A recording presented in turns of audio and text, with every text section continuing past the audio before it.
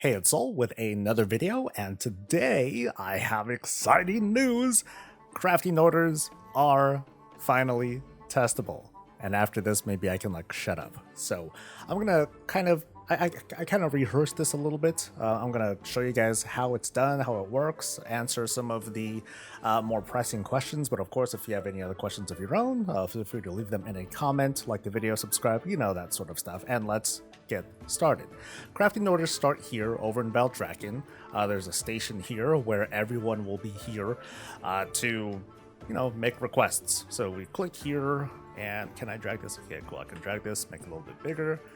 And we can start just searching for stuff to make. Now, as the client, this is the client side, we can pretty much ask for whatever we want. Pretty much anything that's available here, all these things we can have made as long as there's a crafter out there who can make it for us. Whether it is apparently transmog stuff for our dragons, profession equipment, gear, that sort of stuff. So you're not going to find other things like potions, things like that I didn't happen to see here. But still, very cool stuff. Now let's make an example out of this and how this all works. So we're going to, search for some plate stuff, and we can't really make the high-end stuff because if we click here, and again make this a little bit bigger, let me just read some of the stuff up here. Optional reagents let you customize your item. Adding an optional reagent may cause the quality of your item to decrease. We'll skip that for now. Using higher quality reagents will help the crafter make your item at a higher quality. Click to change which quality will be used. So this is the menu where we supply the things that the crafter may need or we would want them to need. In a case like this special kind of epic gear, this one has a certain effect on it. This is automatically embellished, so it requires some very special materials, all these things right here.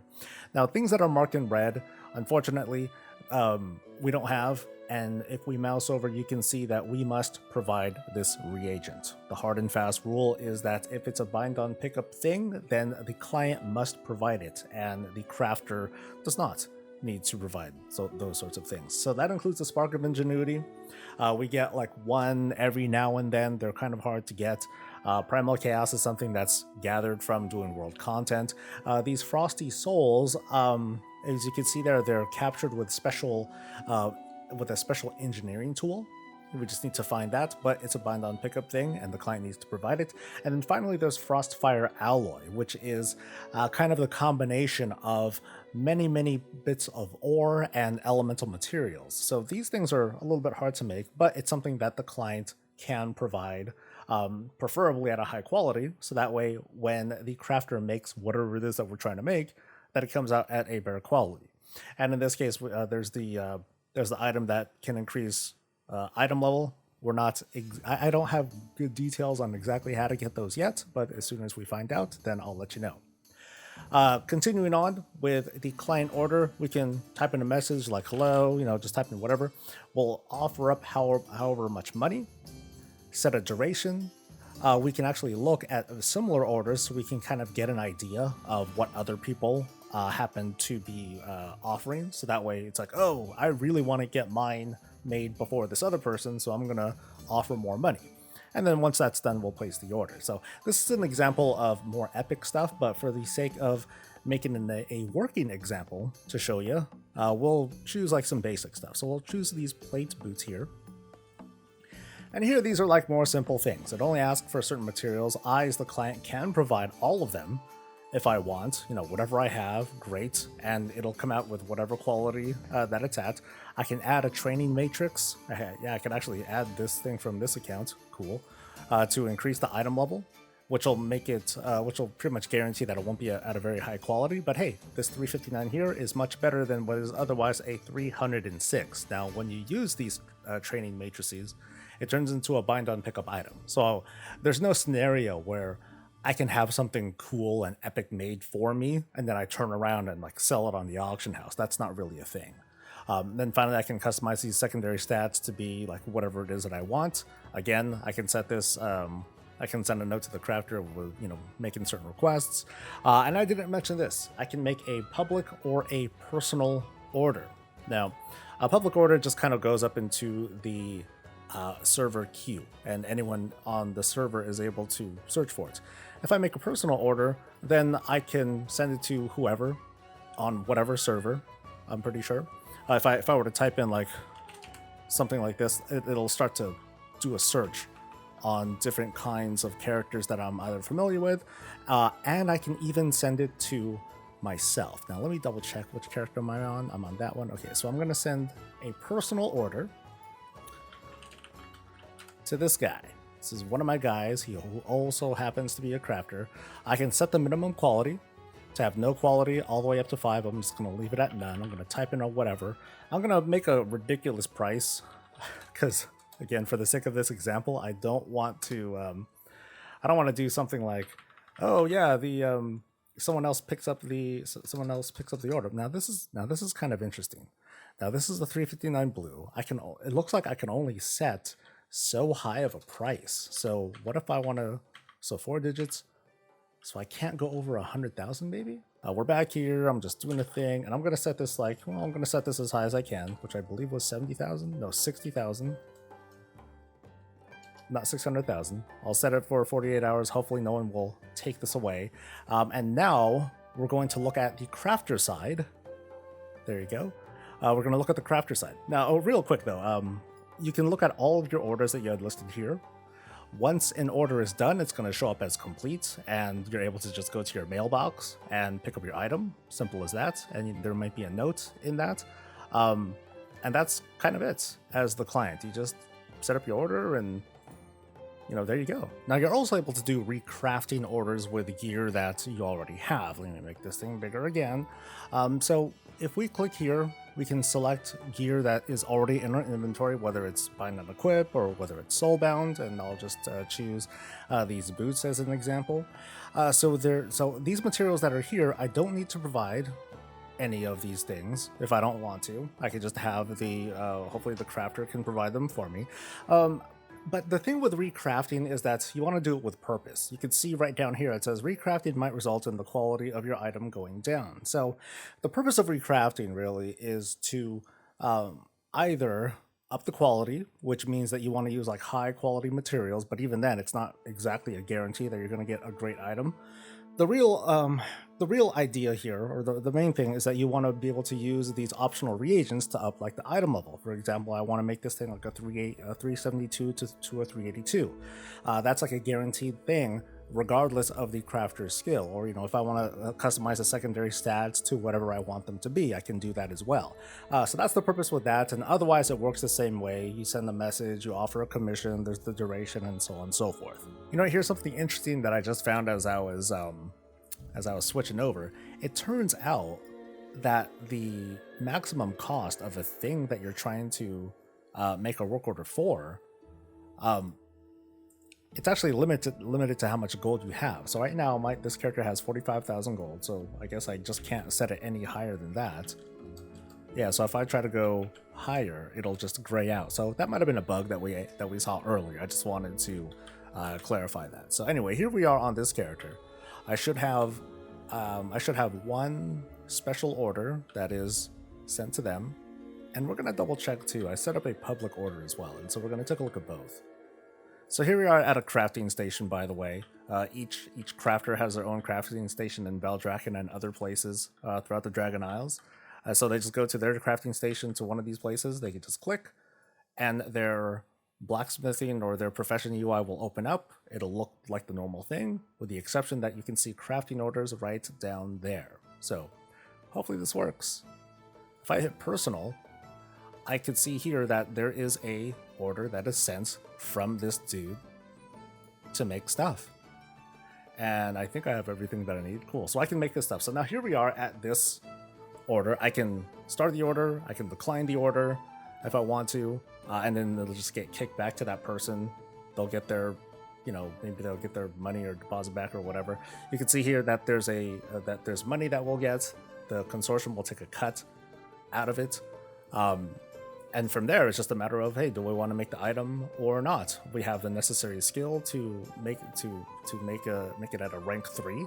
So I guess the client is going to get like a small bit of a bonus there. and we'll go ahead and pick up this order. We'll start order. So now we have it for half an hour, and I can, go away, come back, and all that. But I could just kind of come back to this and return to my order. And let's go ahead and make it. We have the materials that we need. They're going to get a nice little quality bonus out of it. So we'll create it. Skaboosh. Orders complete. Yay. And then we'll get some money out of it. Now, I noticed here that there's a recrafting button. We can hit this button and we can actually go back and, potentially make it nicer. So if we wanted to add some more stuff to it, if we happen to have stuff, we might be able to do it. Or if we had better materials, then I guess we could add some more to it. I'm not entirely sure what that does, but oh well. Notice here, right here at the bottom left, that I happen to get credit for crafting it. Unfortunately, I don't recall if I had crafted this particular recipe before in order to get this artisan's medal and the dragon and the knowledge points, because when you first craft an item, you get this bonus. And based on this, from what I'm seeing, if we're asked to craft a recipe that gives us skill points, then it'll give us skill points, which is pretty cool. It's not going to be so great for lower level items, but if we're being asked to make epic items later on, then we'll be able to eventually max out our skill through crafting orders almost exclusively if we want to. So in this case, there's nothing for me to recraft. There's nothing special that I can add or otherwise do to this thing. Otherwise, it would let me try to do something, but I can't. So I will simply complete the order, blah, blah, blah. And off it goes, and I made, hopefully, money. Yeah, so I have some money down there, and there's a UI thing that's stuck there, but that's not the end of the world. So let's take a quick look at public work orders. Now, it says that I currently can fill 0 more public orders. That shouldn't be there. It used to say 30, and then as I complete orders, the count will start going down, I believe. At any rate, though, there is a public order that I had set up myself. It's right here, and I cannot pick it up. It says that I cannot claim any more public orders. There's 0 hours remaining until more orders are available. I should have a screenshot somewhere that I'll put up on screen. It says that you need 24 hours and then more work orders will be available, although it doesn't say how many. And so that kind of brings me to this piece of the puzzle here, the whole thing about orders and how many can we do per day. So originally it said 30, and what that kind of tells me, and this is very speculative, by the way, we're in that realm now. I speculate that maybe it'll start at 30 work orders, maybe not, but I think that every day we might get a couple of work orders added until we reach a total of, for example, 30. So that way, if we happen to be on an alt and we're like, hey, dude, I'm gonna make this crafting alt, and we're gonna do some cool stuff. We're gonna make neat things, and so we have this cap of 30 different work orders that we can fulfill. And let's say for whatever reason we do all of it, we go through all 30, and then one day goes by, because like I said, we get more work orders every 24 hours. How many are we gonna get? Are we gonna get 30? Are we gonna get all 30 work orders? Maybe not. It might not be. It might be like 5 or 10, with respect to the fact that some realms might be smaller than others, and on those small realms there might not be a whole lot of people that are asking for items to be made, and from that would create like a really cutthroat sort of situation. Lots of people are going to be trying to camp basically, and otherwise take work orders from each other. And if there's too many work orders that you can pick up too, like since I'm only seeing like so many work orders because my skill level is so low and there are so few people that are participating in this right now. If there are up to 30 work orders that are available, what would stop me from trying to pick up everything at once for the sake of just kind of holding on to everything, even if I don't intend to make the item? Like, is there any penalty for me to just sit on a bunch of these? Is there a gold penalty? I haven't seen that.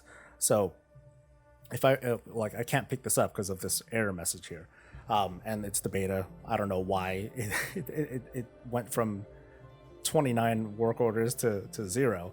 But that's kind of the question that to ask right now is, how many work orders do we get per day? Is it going to be 30? Because I can see problems with that. Again, there's the potential for degenerate behavior. People might be botting or otherwise camping work orders, sniping items when there should be like some sort of limit. And I don't know what the proper limit ought to be, but maybe there's a right and wrong answer to that. But that, I think, is everything that I can tell you about work orders so far, and that's it. It's pretty much what we expected it to be. The opportunity for people to make requests for items, the opportunity for crafters to go in and kind of, shop for things that they want to make money off of, and if they can do it easily, then great. And if the price is too low, I'm not going to want to waste one of my precious daily work orders on one of those. I'm gonna want to do. I'm gonna, instead do other things, or I'm gonna make other items, or things like that. And I think this is cool. I feel like this is way cooler than being able to, or having the opportunity to like make items and then hope that someone picks these things up. Because if not, then the prices might dip, and then I'll be sitting on all this inventory, and and that causes problems. But anyway, that's enough ranting from me. I want to see what you guys think of this. I'm pretty pleased with this so far. I hope it's not buggy.